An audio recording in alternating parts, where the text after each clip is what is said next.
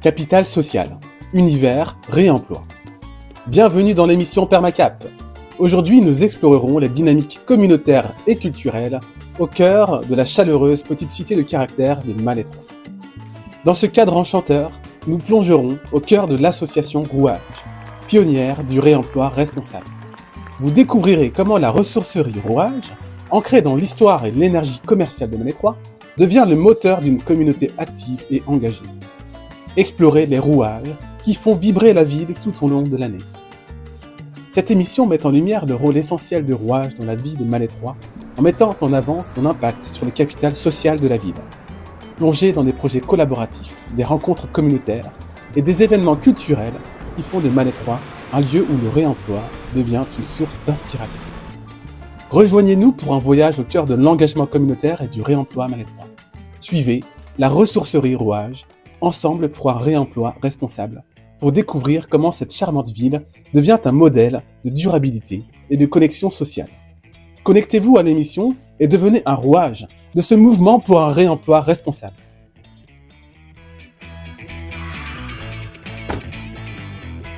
Bonjour madame. Bonjour, c'est bien dans la benne encombrant que je dois mettre ce seau bleu? Eh ben tout dépend, est-ce qu'il est encore en bon état? Bah oui, je pense qu'il pourrait resservir. Écoutez, s'il n'est pas fêlé, s'il peut encore se porter avec l'anse, regardez maintenant, il y a un caisson de réemploi juste ici, ça permet aux objets de leur donner une seconde vie. Ah, c'est intéressant. Et oui, parce que sinon, les déchets, ils sont enfouis à 30 mètres sous terre dans un centre d'enfouissement et ils sont recouverts. Et c'est pour cette raison-là que l'association Rouage s'est créée en 2020 afin de réduire les déchets et de permettre de les valoriser. Ah, et j'ai aussi cette radio à jeter, son antenne est cassée. Alors je sais pas la réparer? Eh bien, si vous voulez la réparer vous-même, l'association Rouage prévoit des repair cafés régulièrement avec des personnes qui sont compétentes pour réparer ce genre d'objet et vous pouvez le réparer vous-même. Et je vais faire ça, pourquoi pas. Je mettrai ma petite à garder à mon mari puis je viendrai bricoler avec vous. Super. Bonne journée, merci. À bientôt alors. Au revoir. Au revoir.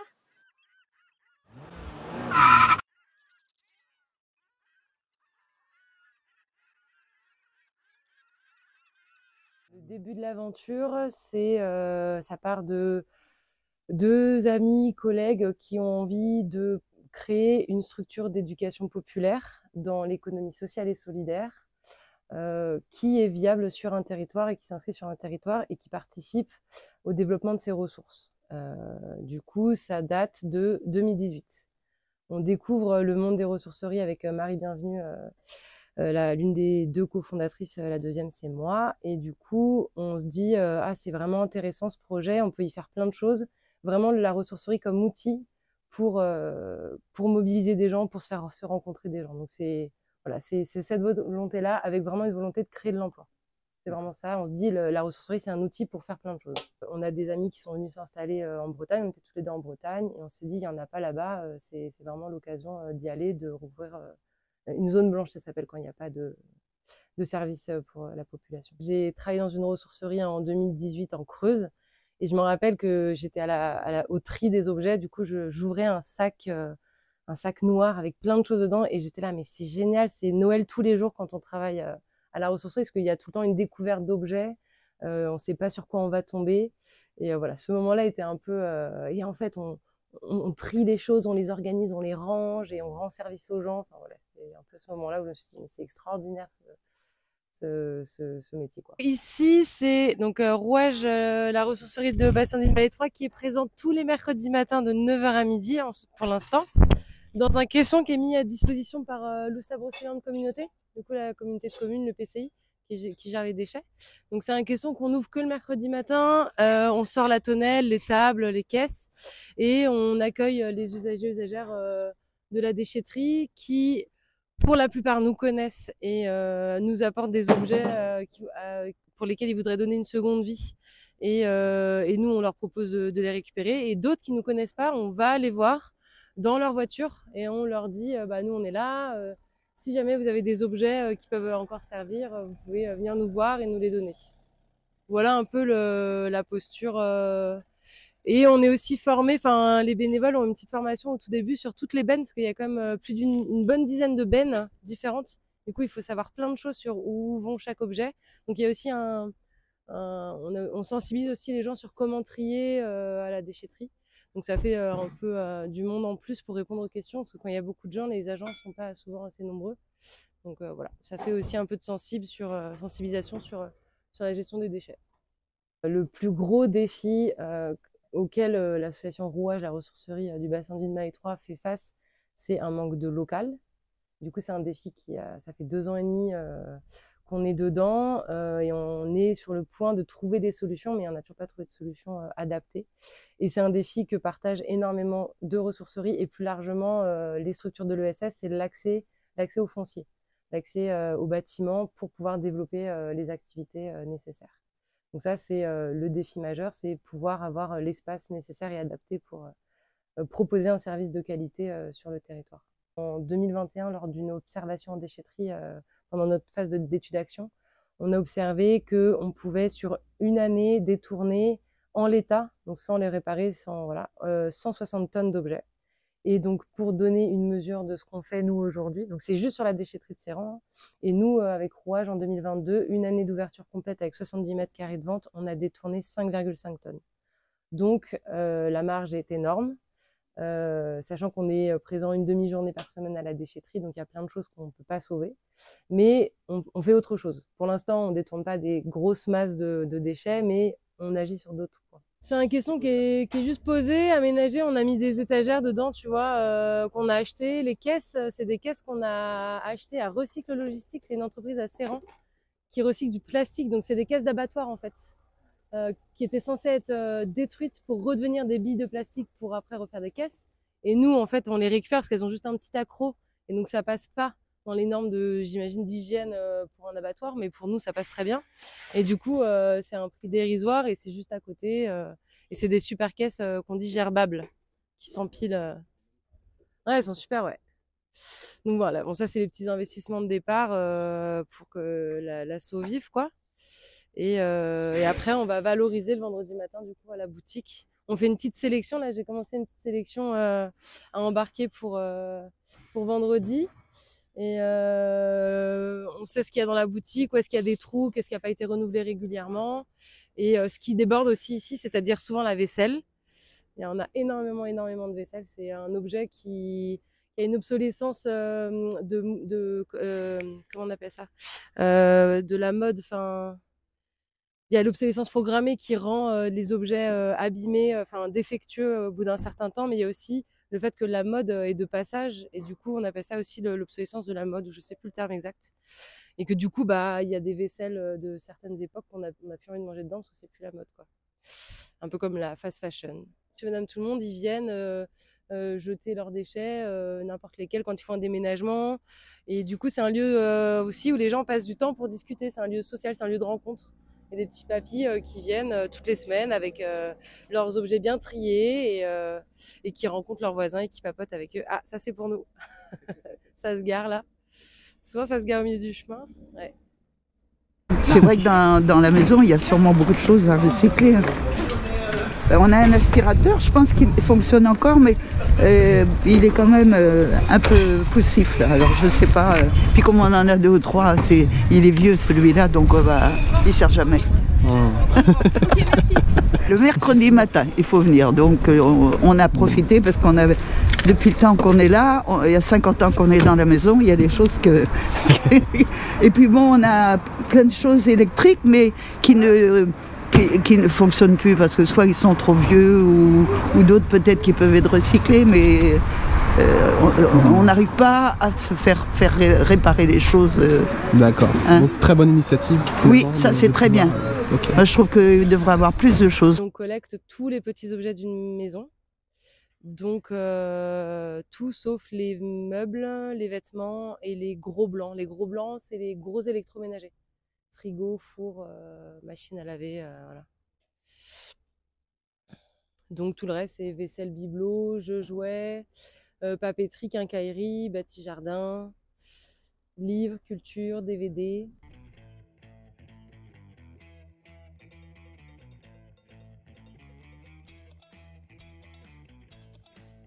Qu'est-ce qui fait que tu as t'inscrit dans cette démarche-là?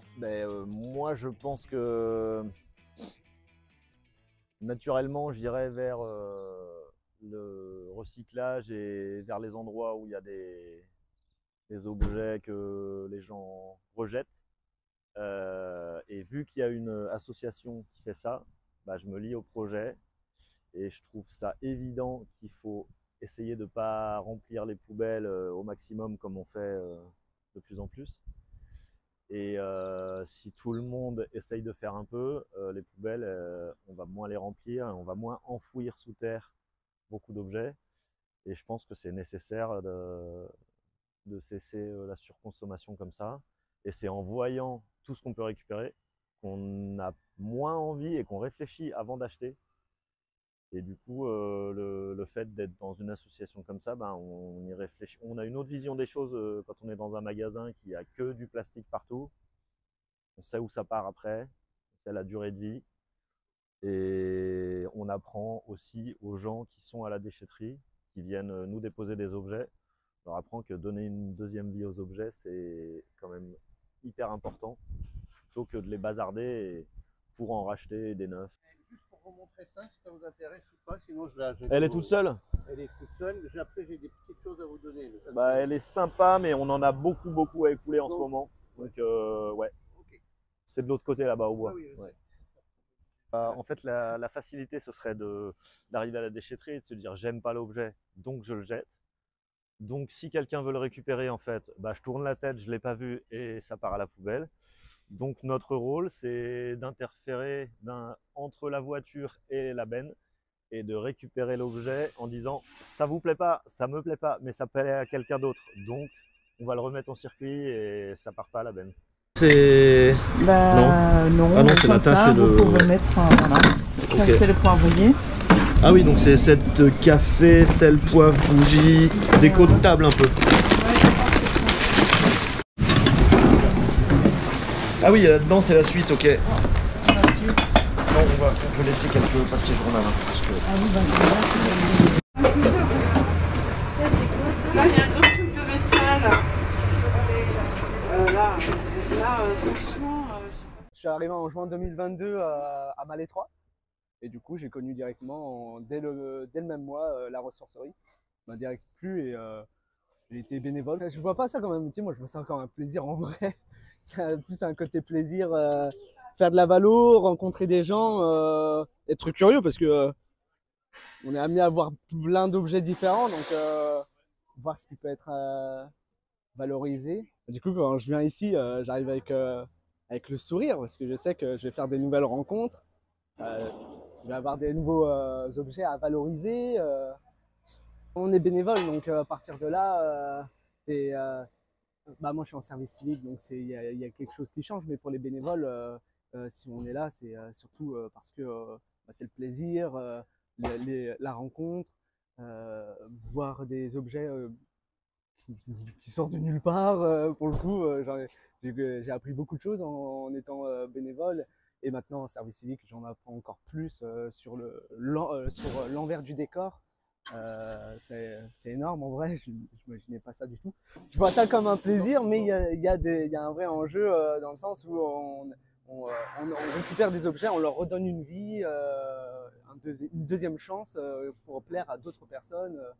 Et des fois, c'est des objets qui sont neufs complètement. C'est pas rare que je valorise des électros qui sont quasiment neufs, ont servi une fois. La personne ne l'aimait pas, hop, il l'a acheté quoi. Bah, je crois que tout mon électro-cuisine, ça vient de la ressourcerie pour le coup. J'ai rien acheté, enfin si, à la ressourcerie directement. Mais ouais, il y a plein de trucs, bah, c'était neuf quoi. Et c'est vrai que bah, je trouve ça con quand même. Déjà sur le plan, juste sur les objets, il y a plein de choses qui sont achetées. Et bah, c'est tout ce qui est sur la bouffe aussi, ça doit être encore pire du coup. Et c'est là où je me dis, c'est infernal quoi, tout pour l'argent. Il y a un côté mode pour beaucoup d'électro, genre les téléphones, ça va être surtout côté mode.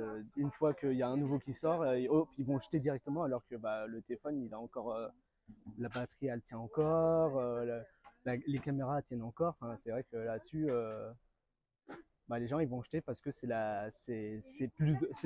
passé de mode. Et du coup, on se retrouvait avec plein d'objets à la con comme ça. En électro, je peux tout valoriser en soi, à part tout ce qui est produit d'hygiène, enfin tout ce qui va être pour le corps, genre par exemple comment on appelle ça, des lampes UV pour bronzer. Ça par exemple, on ne peut pas parce que il suffit que à un moment à l'autre ça pète et du coup c'est pour notre pomme, ça va nous retomber dessus parce qu'on n'aura pas fait assez de tests en amont. Et ça va être beaucoup de produits comme ça où ouais, surtout pour le corps en fait, ouais, c'est principalement pour le corps. Que moi, tout ce qui est électro, je peux pas. Et après, sinon, ça va être tout ce qui est sécurité aussi. Donc, les réhausseurs, les chaises à bascule, quand le gamin il est allongé là, ça, on peut pas pour le moment, même les casques. Il suffit qu'il y ait une fissure et on peut pas le mettre en vente, quoi. Si on voit que vraiment il est encore sous blister, il est dans sa boîte d'origine, il a jamais été ouvert, il y a quelques exceptions, mais si c'est s'il est comme ça et on voit qu'il y a une fissure, oui, et que on voit que c'est un danger, ouais, on va le jeter direct, quoi. On commence à être connu on fait beaucoup de publicité et tout, mais là, ce qu'il nous faudrait, ouais, c'est un local, quoi. Il nous faudrait un local. Là, on est à 70 mètres carrés, dont même pas 70 mètres carrés servent à la vente, c'est 70 mètres carrés en tout avec le bureau, stock tampon et tout.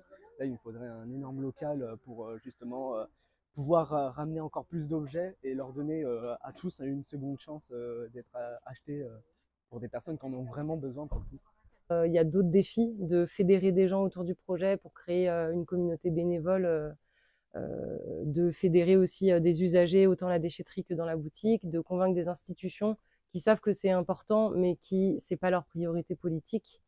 Donc en fait, voilà, ce qu'on a fait, c'est que on a utilisé des petits espaces. Donc on a commencé sur les marchés parce qu'on n'avait vraiment pas de locaux. On avait accès à la déchetterie, mais on n'avait pas de locaux. Donc on avait un stand sur les marchés de Séran et Malétroit pendant l'été 2021. Après, on a eu une boutique de 30 mètres carrés à Malétroit. Là, on est dans une boutique de 70 mètres carrés. Et on espère en 2024 avoir une boutique de au moins 100, 150 mètres carrés pour proposer encore plus. Et ce qui est intéressant, c'est qu'avec cette évolution, on a réussi à convaincre des gens qui étaient sûrement éloignés du réemploi de la seconde main. Et on a toutes les semaines des compliments sur l'aménagement de la boutique, comment est-ce qu'on met en valeur, comment est-ce qu'on donne de l'estime à des objets qui étaient au fond d'un tiroir chez quelqu'un et qu'on leur donne une place dans une petite boutique bien éclairée, bien agencée.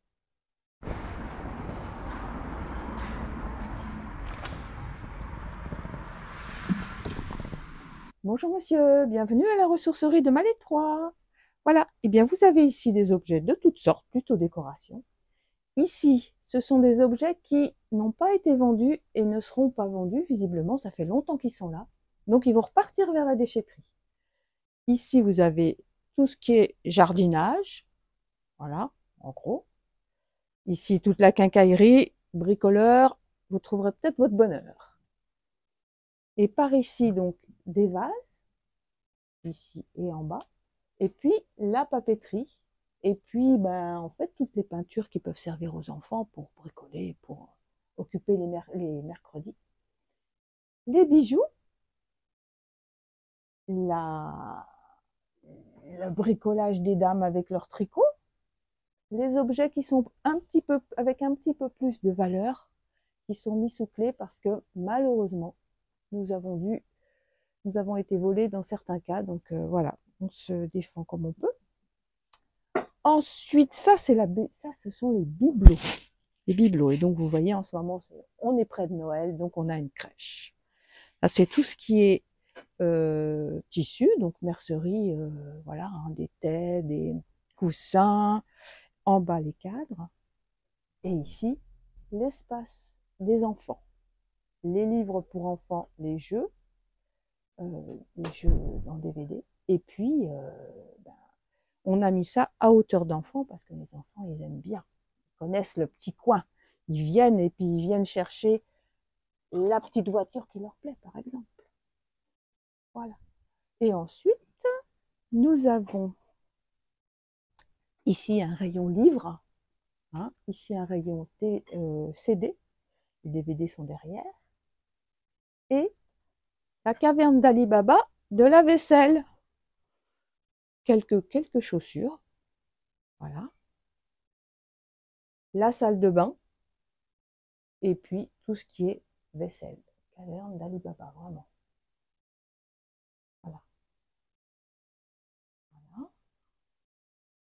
Merci, madame. Je vous en prie, monsieur. Bonne journée. Il m'a dit, arrive et m'a dit, madame, je voudrais acheter ça. Bon, d'accord. Donc, on pèse. Voilà.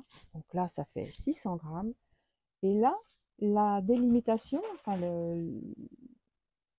dans les catégories, on a tout venant, livre, gravat. Et ça, au revoir, madame. Et ça, donc j'ai 600 grammes en gravat. Voilà. Après, voilà, 2 €. Donc je mets 2 € en vaisselle, payé en espèces. Tout mettre non plus, on ne peut pas tout mettre dans le détail. Donc, et alors quand c'est marqué prix libre, la personne donne ce qu'elle veut. Voilà. Sinon, il y a des prix qui sont fixés par l'équipe de bénévoles.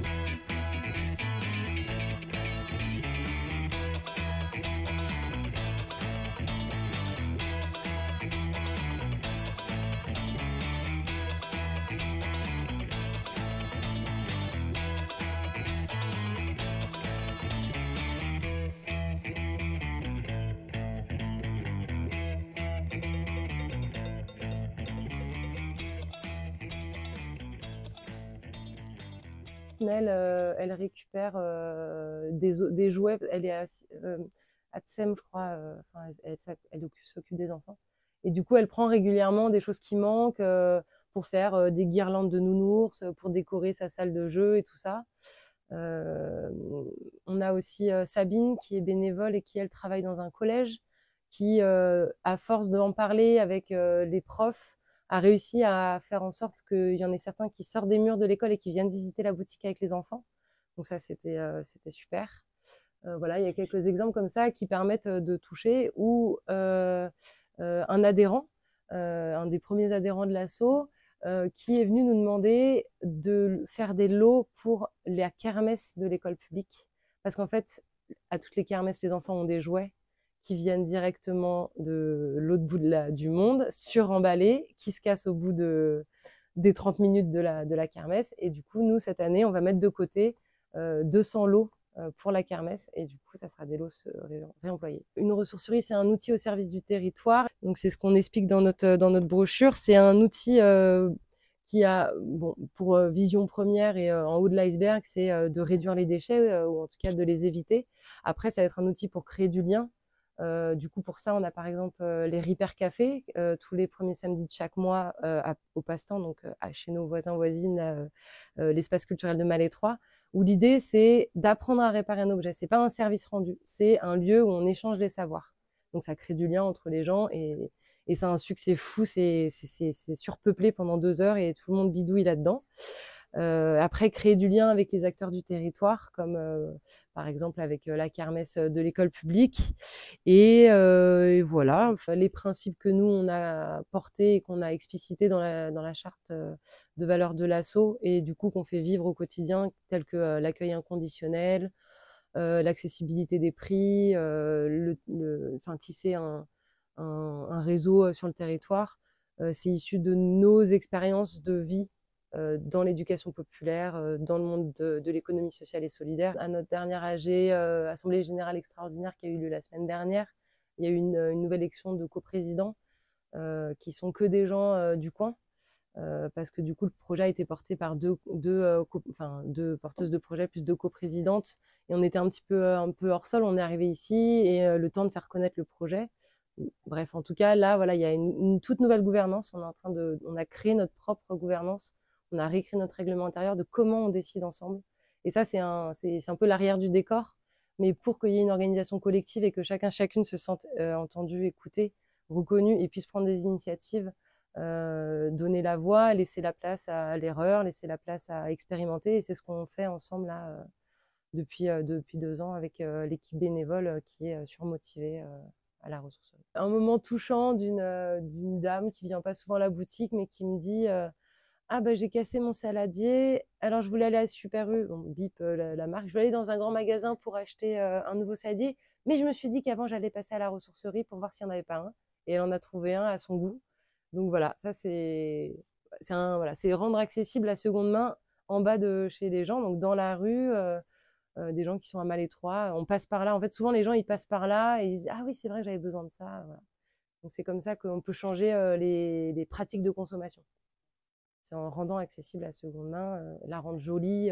Je suis assez en recherche de ce genre d'endroit.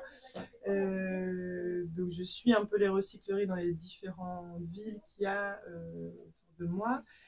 Et qu'est-ce que je cherche? Tout ce que je peux pas m'offrir ailleurs. En fait, j'ai pas du tout les moyens de m'acheter autant d'objets neufs.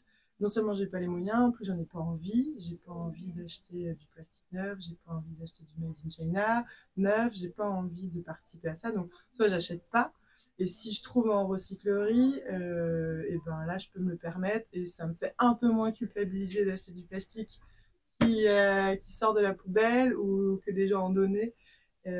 Voilà, chose que je ferai plus en achat neuf, quoi. Donc quand je trouve en recyclerie, là je me permets de le prendre, et puis je me fais plein de cadeaux que je pourrais jamais me faire autrement. Là je viens de m'acheter un coussin, un gros pot de fleurs, un hamac, des bijoux, et j'en ai pour 15 balles. Donc c'est génial, je fais des cadeaux à tout le monde, chose que je pourrais pas faire autrement, quoi. Donc c'est et pour ne pas surcharger les déchetteries, et pour me faire des cadeaux, et pour ne pas participer à cette industrie de masse et faire venir des choses du monde entier qui ne servent pas à grand chose, qui sont des petits plus en fait. Une part de solution pour moi vraiment essentielle dans plein de domaines, que ce soit l'alimentation, que ce soit culturel, c'est de regarder autour de chez soi avant d'aller chercher sur internet des choses qui sont à l'autre bout. Et du coup de se dire ah bah tiens je vais acheter ça, où est-ce que je peux trouver? Il y a forcément quelqu'un autour de chez moi, un professionnel ou pas, qui peut avoir cette compétence, cet objet, qui produit ce produit-là, voilà, pour des cadeaux de Noël, pour des cadeaux de tous les jours, pour plein de choses. Et puis se déconnecter d'internet, voilà, quitter Netflix et aller acheter des DVD en ressourcerie. Aller acheter de la viande chez les producteurs d'à côté. Voilà. C'est vraiment relocaliser notre consommation. Pour moi, du coup, c'est arrêter de regarder à l'autre bout du monde et regarder à côté de chez soi. Ça va être mon message fort. Écoute, il y a eu de la récidive. Parce que là, la poussette, je trouve, elle est moins mise ici. Ah oui, là, elle est pas... Bon, pour moi, elle est pas encore... Oui, voilà, c'est ça. Le vendredi matin... nous enlevons tout ce qu'il y a dans les bacs, hein, les nettoyer et après les mettre en rayon et mettre les prix surtout.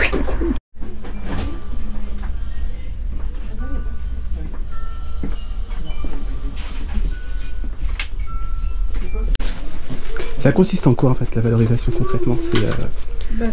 C'est réceptionner, nettoyer et puis mettre en valeur. Ouais, c'est ça. Que les gens ils aient envie d'acheter. On essaie de positionner pour que ça donne envie. J'avoue que ça donne vachement envie. Merci. Donc là on essaie de sortir des choses qui sont un petit peu dorées, pour les fêtes quoi. On pas de Noël. Ouais, parce que pour signaler à nos auditeurs, on est proche de Noël. Tout à fait. Ouais, c'est dans très peu de temps. Ouais. Voilà. L'occasion de faire des cadeaux. C'est ça.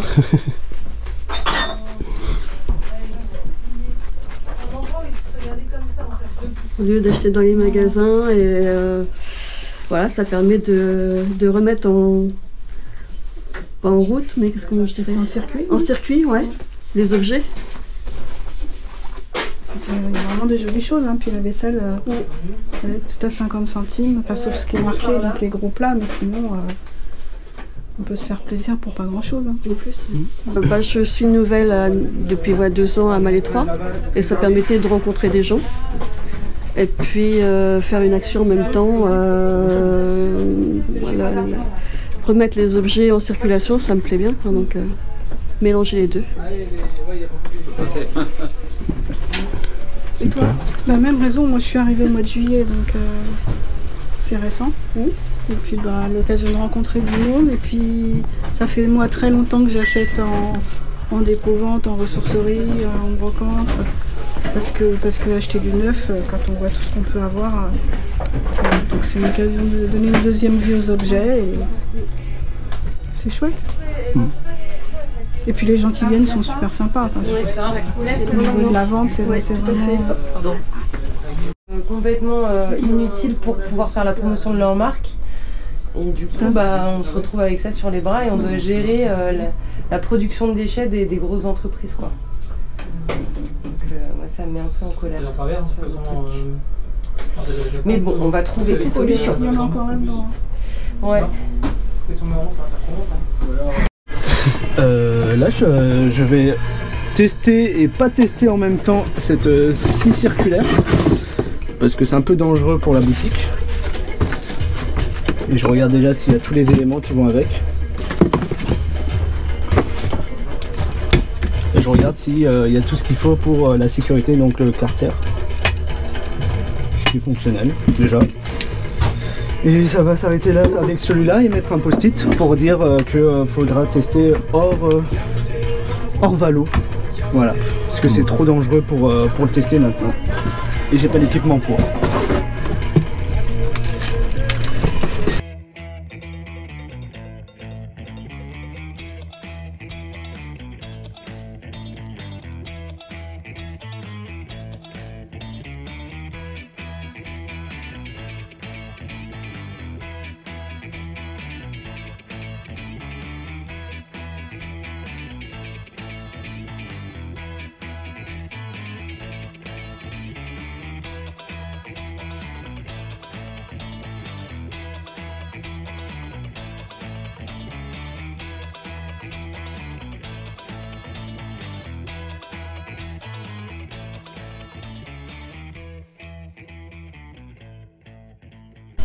Bah là on a un conteneur, il est plein. Et il est plein. Surtout au niveau vaisselle, il est à craquer là. Donc ouais, et pas assez d'espace pour tout présenter. Ouais, dommage. C'est chiant. Et du coup on est obligé de refuser des choses que nous, on peut pas mettre dans le conteneur, par exemple des meubles. Alors ça c'est, ça a pleuré ça. On prend que des petits meubles. Ouais. Les vêtements on peut pas aussi. Ouais. Les vêtements non plus. L'électroménager, on n'en reçoit pas, non, pas mais non. On peut en avoir hein, si on veut, on peut en avoir, mais on ne peut pas le caler ici. Le jeu dentaire, carte postale, une ressourcerie.